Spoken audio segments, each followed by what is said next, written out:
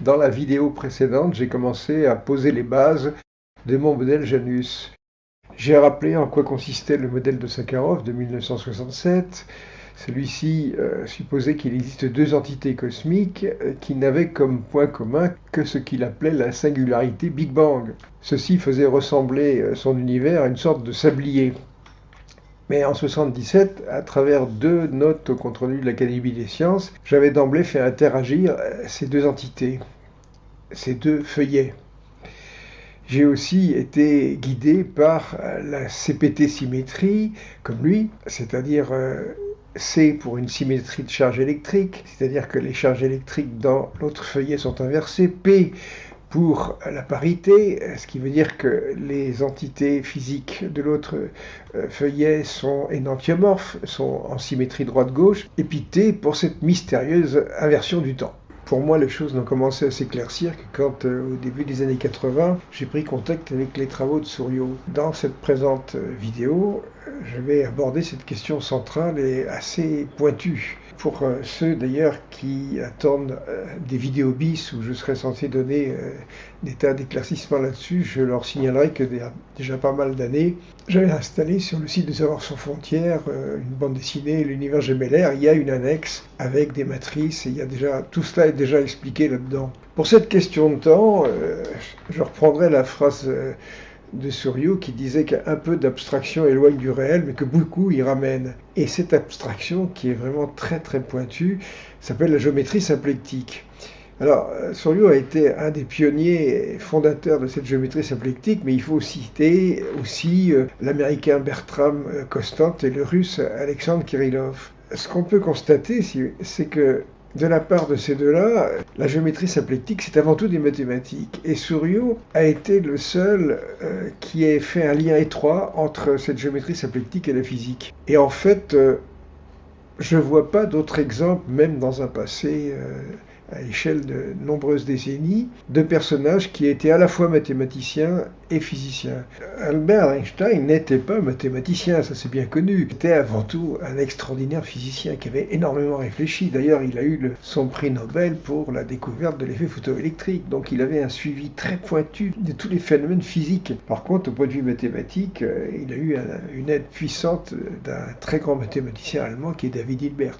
J'assimilerais tout ce qu'a fait Souriau à de la physique mathématique. Je crois qu'il faut faire une petite différence avec la physique théorique, dont on peut dire pratiquement que depuis un demi-siècle, elle n'a rien produit de tangible. Et Souriau n'exagérait pas quand il disait que c'était devenu une physique sans expérience. Et il ajoutait même une mathématique sans rigueur. Je crois que là-dedans, l'exemple des supercordes, qui n'ont rien produit pendant 30 ans, c'est assez éloquent, quoi. Et ce qui reste totalement anormal, c'est de ne pas pouvoir présenter des travaux comme les miens dans des séminaires, dans des laboratoires qui sont directement liés à cette démarche. Et je citerai les séminaires de ces laboratoires pour lesquels je n'ai eu simplement aucune réponse. Est-ce que cette question des masses négatives, donc des énergies négatives, puisque E égale MC2, a un fondement observationnel ? La réponse est oui. En 2011, on a donné le prix Nobel à 3 gars qui ont montré que l'expansion de l'univers s'accélérait. Or, cette expansion cosmique, on l'attribue à une énergie noire, et de toute manière, cette énergie noire, elle est négative. Il s'agit d'une pression négative, ça vous le lirez dans toutes les revues, dans tous les articles. La pression, c'est une densité d'énergie par unité de volume. J'en vois au fond de la salle qui fronce les sourcils. Pas de panique, j'explique. Une pression, c'est des newtons par mètre carré, c'est une force par unité de surface. C'est une fraction. Je multiplie le numérateur et le dénominateur par la même longueur. Alors en haut, j'ai une force par une longueur. Et une force par une longueur, c'est un travail. Puis alors en bas, une surface par une longueur, c'est un volume. Donc c'est un travail par unité de volume. Mais le travail, c'est de l'énergie, d'où une pression. C'est une densité d'énergie par unité de volume. Autrement dit, l'accélération de l'expansion cosmique est totalement liée à l'action d'une pression négative, donc d'énergie négative. Maintenant, l'idée clé de Sakharov, que j'ai reprise d'ailleurs, c'est que dans ce secteur, la flèche du temps est inversée. Alors qu'est-ce que ça veut dire, cette inversion de la flèche du temps ? Pour trouver tout ça, il faut aller chercher dans un ouvrage que le mathématicien français Jean-Marie Souriau a publié en 1970, en français, aux éditions Duno, parce que Souriau n'a jamais parlé l'anglais, c'est comme ça. Et 27 ans plus tard, l'ouvrage a été traduit en anglais aux éditions Birkhäuser. Alors il y a peut-être des curieux qui voudront aller voir à quoi ça ressemble. Non mathématicien s'abstenir, bien sûr. Vous trouverez facilement ce livre en français téléchargeable sur le site internet Jean-Marie Souriau qu'on a fait pour Jean-Marie avec son fils. Vous cherchez structure des systèmes dynamiques, vous allez chercher le chapitre 3, vous allez page 189, et voilà le genre d'horreur sur lequel vous tombez. Donc il y a deux passages que j'ai encadrés en rouge qui sont importants. Le premier passage, c'est une belle formule où on voit que E est changé en moins E, cette formule 1467. Et puis le second passage, c'est la traduction de cette formule. Alors cette formule 1467 montre que l'inversion temporelle change le signe de l'énergie, donc de la masse. Par conséquent, elle transforme tout mouvement d'une particule M en un mouvement d'une particule de masse moins M. Alors est-ce qu'on peut expliquer ça à des noms scientifiques? C'est pas commode du tout. Dans une vidéo bis, je pourrais aller un petit peu plus loin, mais là, je vais essayer de suggérer quand même ce concept de groupe. Qu'est-ce que c'est qu'un groupe? Pour quelqu'un qui n'est pas scientifique, qui se demande de quoi il retourne. Comme disait Souriau, un groupe c'est fait pour transporter. Et il y a une dualité complète, une unité complète entre le groupe et l'espace. Quand on a un espace, il y a un groupe qui va avec. Par exemple, vous avez l'espace euclidien. Ça, c'est quelque chose qui vous parle. Dans cet espace euclidien, on peut calculer la longueur entre deux points en appliquant le théorème de Pythagore deux fois. On peut aussi transporter des objets. N'importe quel objet, on le balade, on lui fait subir une translation, une rotation, tout va bien, quoi. Maintenant, chaque point de cet objet, c'est un ensemble de coordonnées x, y, z. Alors on a n points, on a x1, y1, z1, x2, y2, z2, x3, y3, z3. Et puis le mathématicien dira on va formaliser ça en disant qu'on va changer toutes ces coordonnées, on fait agir un groupe qui va transformer ces coordonnées x1, x2, x3 en x'1, x'2, x'3. Bon, voilà. Alors maintenant, je vous montre à quoi ressemble un groupe de ce genre pour un type qui a fait maths sup, c'est une matrice. Alors, qu'est-ce que c'est que le groupe d'Euclide? C'est une sorte de trousse à outils d'opération de transport. Alors, par exemple, vous voyez, là, j'ai une lampe. Alors, je peux opérer une translation, comme ça, la transporter. Je peux la faire tourner selon un axe, comme ça. Puis également, comme ceci. Bon. Donc, autrement dit, translation, rotation selon un axe, rotation autour d'un point. À chaque fois, c'est un élément de la trousse à outils du groupe d'Euclide. Alors là, il y a une idée conceptuelle très intéressante qui émerge. Le mathématicien dira que chaque élément de cette troupe d'Euclide, il appelle ça un sous-groupe. Et à ce moment-là, on va chercher à définir des objets géométriques dans le sens où lorsque on leur donne ce genre de transport, de rotation, de trucs comme ça, ils sont invariants. Dire qu'ils sont invariants, ça veut dire qu'ils se parcourent eux-mêmes. Alors, je pose la question suivante. Imaginons une rotation comme ça, un peu qui évoque une rotation autour d'un point. Quel est l'objet qui est invariant par ce genre d'opération, qui se parcourt lui-même? Eh ben, c'est la sphère. Hein, c'est la sphère. Lorsque je fais tourner, lorsque j'imprime à cette sphère une rotation entre guillemets sphérique, eh bien elle reste dans elle-même. De même qu'une droite, on peut lui donner une translation, elle va rester dans la droite. Le plan, il va être invariant par une symétrie. Donc, on a l'espace, on a le groupe qui va avec, et tout cela va générer des objets particuliers. Donc ici, j'ai présenté la sphère. Mais on peut aussi combiner deux éléments de la trousse à outils. Par exemple, une rotation et une translation. Alors, qu'est-ce que je vais obtenir avec ça? Je vous le donne en mille. Eh bien, ce que je vais obtenir, par exemple, qui est invariant, c'est un tire-bouchon. La lame d'un tire-bouchon. Ça, je viens de l'acheter en supermarché d'à côté. Donc, ce tire-bouchon, eh bien, si je lui imprime une rotation et une translation, eh bien, il se parcourt lui-même. Il est invariant.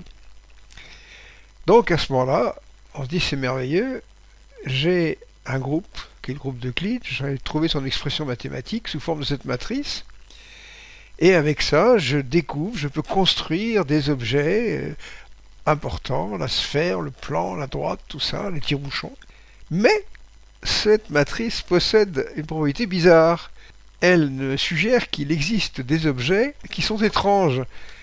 Et un objet de ce genre, par exemple, c'est un tire-bouchon en miroir. C'est-à-dire qu'il est symétrique. Alors la question qui se pose, c'est, là j'ai un tire-bouchon droit. Et dans le miroir, c'est un tire-bouchon gauche. Alors, je vis dans le monde réel. Le monde n'est peuplé que de tire-bouchons droits. En tout cas, c'est la seule chose que j'ai trouvée au supermarché. Existe-t-il des tire-bouchons gauche?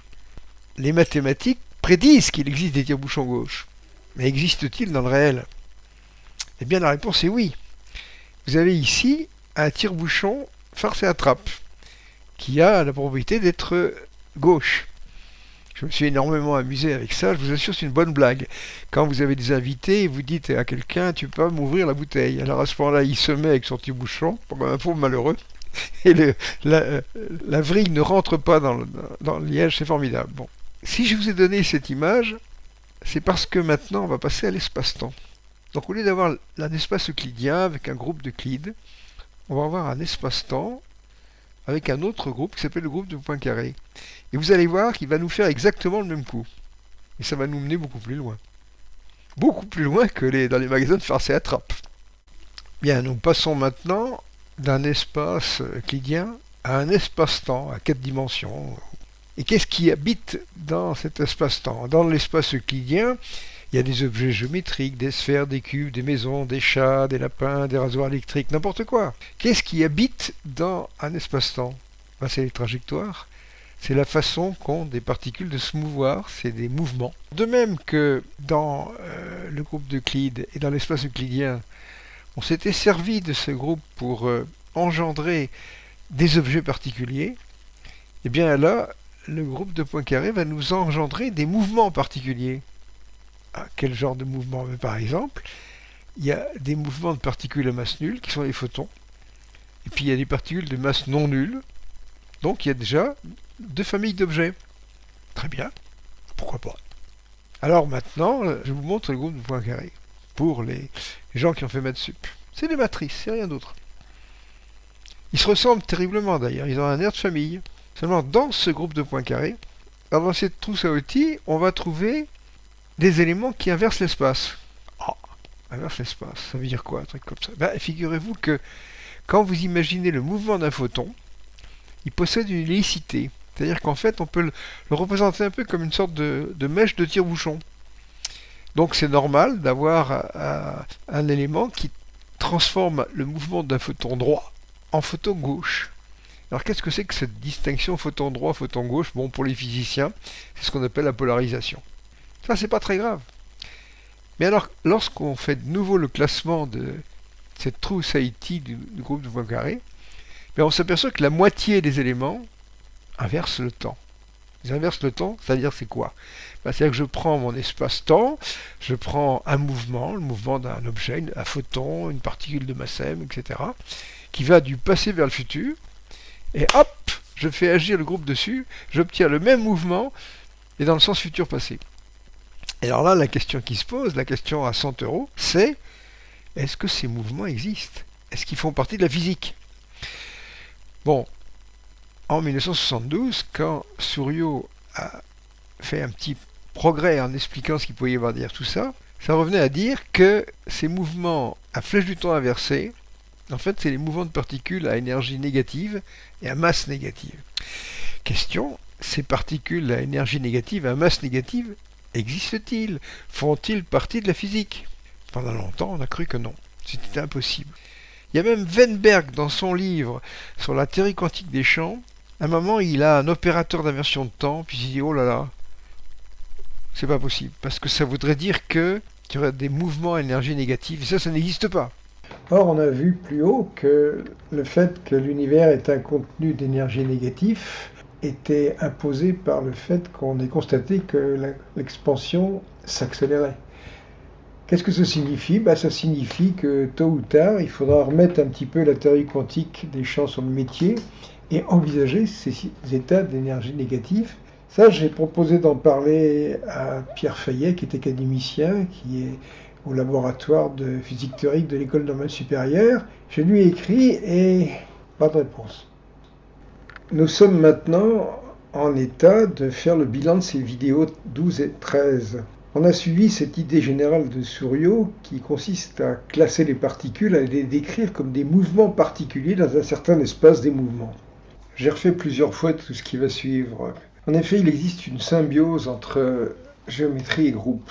La prochaine vidéo sera consacrée à cet aspect géométrique où on opère un changement de description géométrique de l'univers.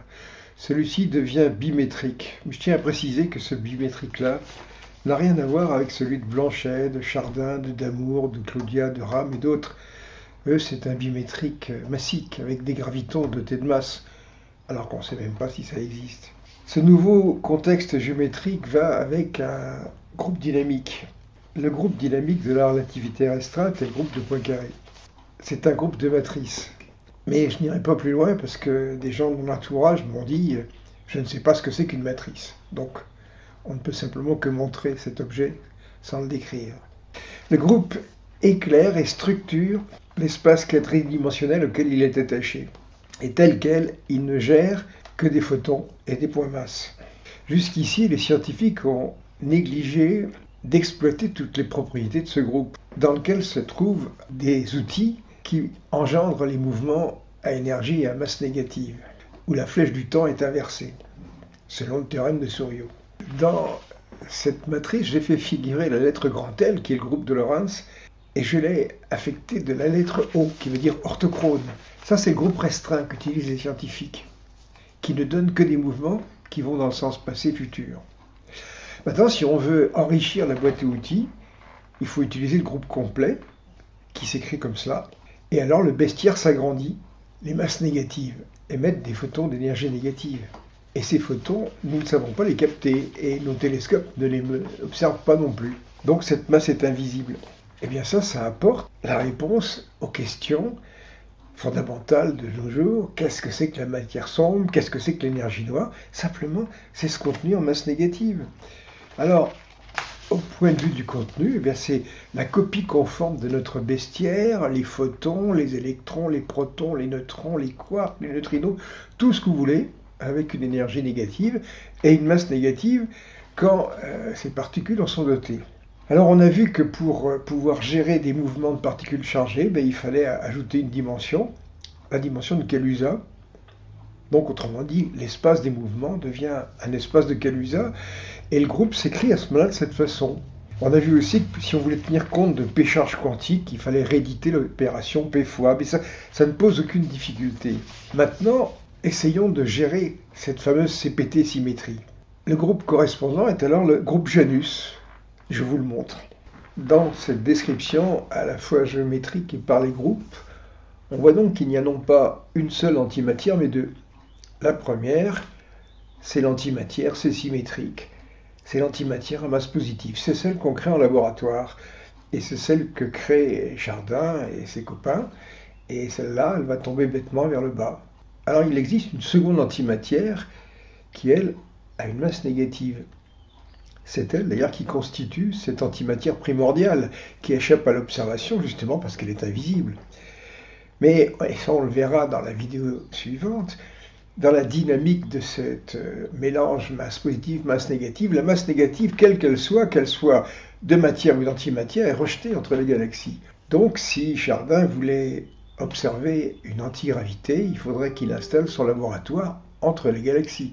Mais quand bien même il pourrait le faire, eh bien cette antimatière-là, qui ne révèle sa présence que par la gravitation, échapperait à l'observation. Et tout cela fonctionne sans ce champ gravivecteur et ce graviphoton inventé par Luc Blanchet, en précisant qu'il ne s'agit que des mots. Il n'y a même pas de description, ce ne sont que des mots mis bout à bout, qui s'ajoutent à une longue série de mots.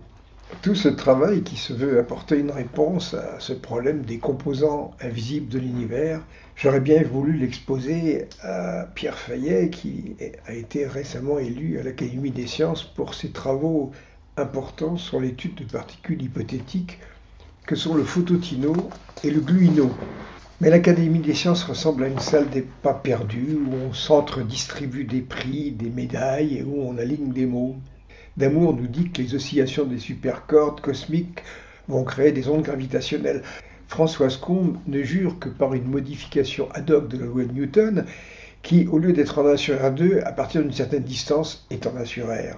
Les couloirs de notre Académie des sciences, qui a été fondée en 1666, sont hantés par les fantômes de Laplace, d'Ampère, d'Arago, de Poisson, de Lagrange. En 1835, un académicien, Arago, crée ce qu'on appelle les comptes rendus de l'Académie des sciences. Il s'agit de publications limitées impérativement à 4 pages, qui font l'objet d'une publication rapide et qui sont présentées par des académiciens sous leur unique responsabilité. Ils jouent donc le rôle de référés, de comité de lecture à eux tout seuls. C'est grâce à cela que pendant une vingtaine d'années, j'ai pu publier des travaux d'astrophysique et de cosmologie grâce à l'académicien et mathématicien André Lichnerowitz. Et sans son aide, ces travaux n'auraient jamais trouvé audience nulle part à l'époque. Je ne sais pas ce qu'il en est dans les autres sections, parce qu'il y a évidemment différentes sections qui correspondent aux différentes disciplines qui sont couvertes par l'Académie des sciences. Mais dans la section dont relève la physique et l'astrophysique, la cosmologie, je crois que c'est vers les années 90, un système de contrôle du contenu des notes a été instauré avec un système de référé anonyme. Je me souviens d'une dernière note que j'avais envoyée à Lichnerowitz qui m'a dit je ne peux pas publier votre travail, je suis maintenant tenu de le soumettre à un comité de lecture. Et évidemment, le travail a été refusé. Par la suite, même ce système de publication de courtes notes sous le contrôle de référés anonymes a été supprimé et désormais, dans cette section, la publication par l'Académie des sciences ne peut être que celle de textes émanant de personnalités reconnues, ce qui traduit donc l'expression de la pensée dominante du moment est en contradiction totale avec une incitation à l'innovation. La motivation de ce changement était évidemment de donner une meilleure tenue aux travaux, ce qui fait que maintenant, eh bien, nous avons des supercordes, nous avons des phototinos, des gluinos, le neutralino. On s'interroge sur le devenir de l'univers dans 10 puissance 76 ans, ou sur le multivers. On publie de doctes études sur la quintessence, la matière sombre, l'énergie noire, on bricole la loi de Newton. Bref, tout est rentré dans l'ordre. Je vais vous lire maintenant 2 extraits des statuts de l'Académie des sciences. L'article 2, elle encourage et protège l'esprit de recherche et contribue au progrès des sciences et de leurs applications. Article 3, l'Académie des sciences participe à la vie scientifique et lui apporte son soutien par la publication rapide dans les séries scientifiques de ses comptes rendus, de courtes notes sélectionnées et contrôlées, annonçant pour la première fois un résultat significatif. Or, vous avez vu que, s'agissant de la physique et de la cosmologie et de l'astrophysique, ça n'est plus le cas. Début 2017, je me suis adressé à Catherine Bréchignac, qui est la secrétaire perpétuelle de l'Académie des sciences pour les mathématiques, pour la physique et pour les sciences de l'univers. Et j'ai demandé à la rencontrer. Dans un premier temps, elle m'a répondu qu'à l'époque où je montais à Paris, elle était en déplacement à l'étranger, mais qu'elle allait demander à sa consoeur Françoise Combe de me recevoir. J'ai donc redémarché pour la énième fois auprès de Françoise Combe, sans succès. Et depuis, ma foi, j'ai écrit plusieurs fois à Catherine Bréchignac, qui ne me répond plus. Bon, eh bien, ne perdons pas le moral.